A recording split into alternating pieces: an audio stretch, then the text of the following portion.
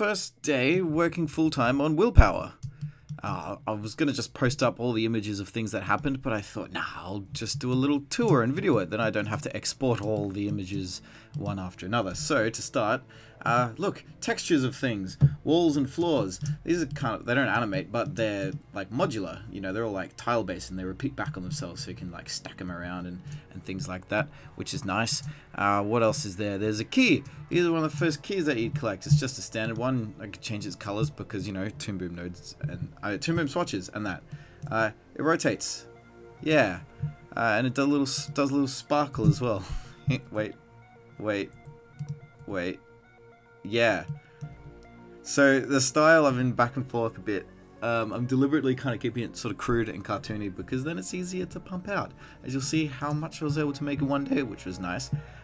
Ignore the blue circles. They are a guide to make sure that all of the items and tiles will remain a consistent size with each other. With the golden key, there is also a golden lock. And it is here as it masks in. It goes shling. And now you can't get to the key because it's behind the door. So that's not how it would really work, but I think that animates alright. Hello. I'll get rid of the key now. Bye. So, stands out from the background, which is kind of nice, and a very standard opening. So that one was pretty quick to put together. One that wasn't very quick to put together was the fabled triangle key. Anyone who's done playtested on the paper version would be familiar with the triangle key. These things are a lot rarer, and you typically need a bunch of them in order to open their corresponding door. So it sort of just rotates at a more constant pace, all mysterious-like. And its door, I got very carried away with because it looks like... Wait, like this. Ignore the edges because that's offstage stuff. But how this will open is so visually this is triangle times 3, so you need 3 triangle keys to get through it. The imagery will be a lot clearer when it's in color, I promise. And as you collect the keys, this area here will start to fill up with like colorful glowy fluid, and then when it activates it will churn up these tubes here like that and then reach the triangle and it will start glowing very intensely, and then the whole mechanism will open and go cling.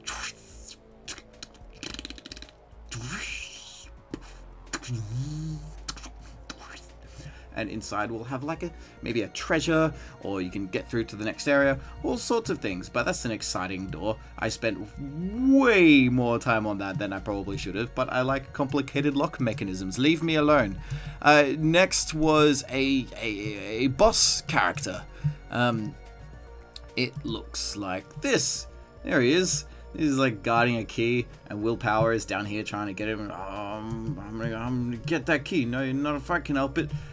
So, for example, you'd need the sword and 15 coins or momentum, or just units of whatever the thing is when you'd be a good person.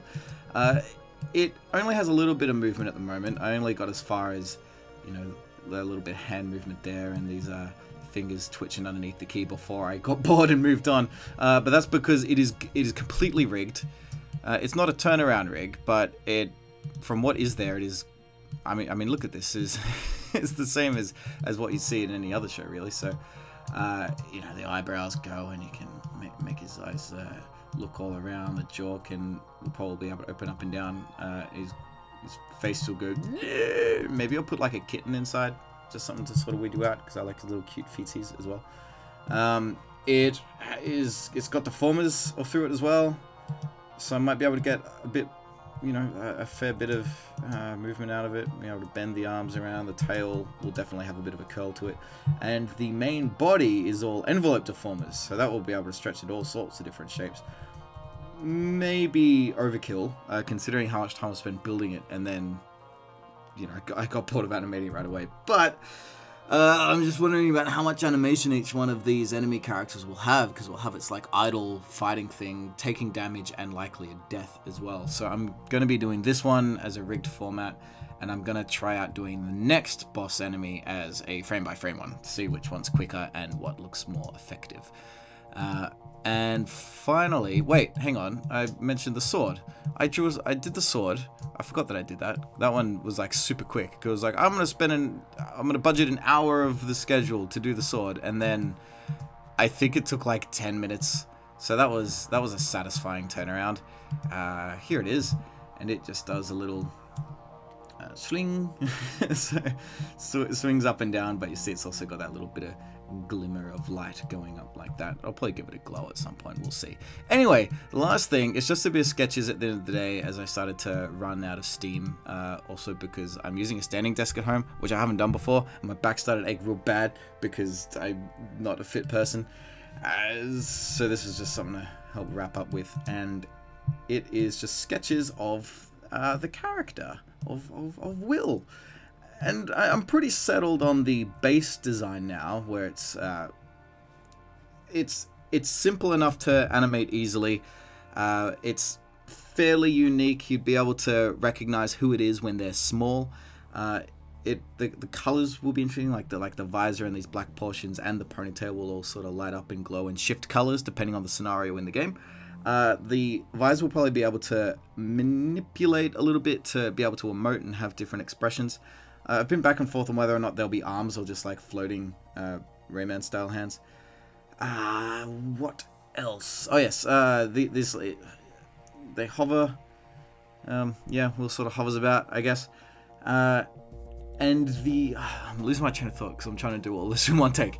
The visor is W-shaped, as in WillPower. Oh, this is Easter eggs. But the last thing that I'm completely stumped on, and I need help deciding on what to do, is the shape of the torso body area. Like, should the base be thicker than the neck or thinner than the neck? And I'm stumped because it seems more appropriate just depending on the angle and the pose. So just for the standard front-facing position, right, I think this one looks a lot better with the thinner base. But then there's poses like this one where I feel like a thicker base is more appropriate. Like, look at the thin one here where like the base is like facing you, and it's kind of weird. Yeah, so I'm really not sold on that. I really need to make a decision before building the thing. Anyway, that's the first day, and I'll probably be keeping updates a bit more fairly regularly. It's good for accountability, I suppose. I'm rambling. Okay, bye.